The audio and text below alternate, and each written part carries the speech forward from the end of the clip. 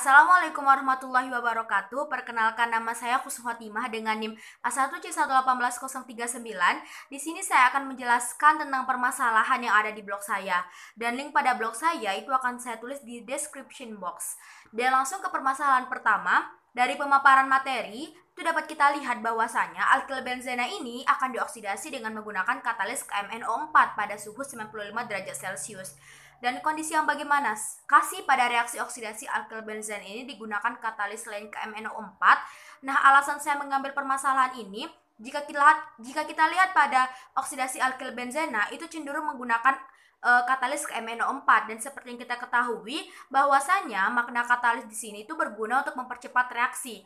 Dan menurut saya pasti banyak sekali katalis yang bisa digunakan untuk pada oksidasi alkilbenzena ini, bukan hanya KMNO4 saja. Nah, dengan alasan itulah sehingga memunculkan permasalahan saya. Dan bukti dari permasalahan ini itu terdapat pada paragraf 2, dan permasalahan ini dijawab oleh saudari Nabila. Dan menurut saya jawaban Nabila di sini salah karena saudari Nabila di sini itu tidak menjelaskan secara rinci reaksi yang terjadi dengan menggunakan katalis kalium bikromat, sehingga menurut saya jawaban Nabila di sini salah dan kurang mengena.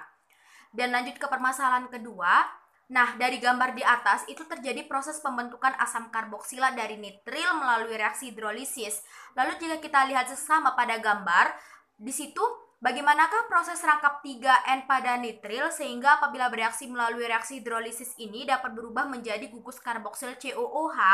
Nah, alasan saya mengambil permasalahan ini dikarenakan pada suatu reaksi, zat yang berperan sebagai reaktan untuk menghasilkan suatu produk itu pasti adanya keterlibatan suatu atom.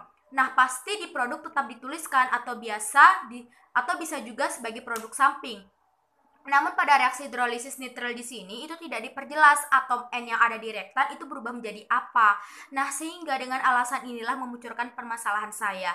Dan bukti dari permasalahan ini itu terdapat pada paragraf 3 mengenai pembentukan asam karboksilat yang ketiga, pada poin ketiga. Dan permasalahan ini dijawab oleh saudari Denora, dan menurut saya jawaban Denora di sini salah karena saudara Denora di sini tidak menjelaskan kemana perginya atom N pada reaksi tersebut dan hanya menjelaskan suatu proses pemutusan N pada reaksi tersebut. Nah, sehingga menurut saya jawaban Denora di sini kurang mengena. Dan lanjut ke permasalahan ketiga. Ketika ditempatkan pada pelarut nonpolar, senyawa ini akan membentuk dimer melalui ikatan hidrogen antara gugus hidroksil dari suatu asam karboksilat dan gugus karbonil yang lain. Lalu mengapa sih pelarut nonpolar menjadi faktor penting untuk pembentukan dimer pada suatu asam karboksilat? Nah, alasan saya mengambil permasalahan ini yakni seperti yang kita ketahui bahwasanya asam karboksilat di sini bersifat polar, sehingga dengan itulah dia menyebabkan kelarutannya itu lebih tinggi dibandingkan senyawa lain seperti alkohol, aldehid, dan keton. Namun pada pembentukan dimer ini malah adanya kaitannya dengan pelarut nonpolar. Dan nonpolar ini menjadi faktor penting pula dalam pembentukan dimer.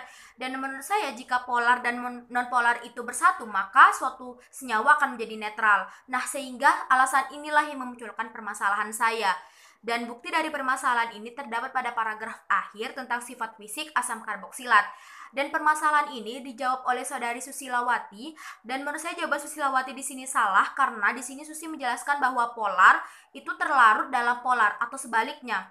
Padahal telah kita ketahui bahwa pembentukan dimer ini itu berasal dari polar dan nonpolar, sehingga menurut saya jawaban Susi di sini salah dan tidak mengena. Dan begitulah permasalahan yang ada di blog saya. Kurang lebihnya saya mohon maaf, dan saya akhiri dengan wabillahi taufiq wal hidayah. Wassalamualaikum warahmatullahi wabarakatuh.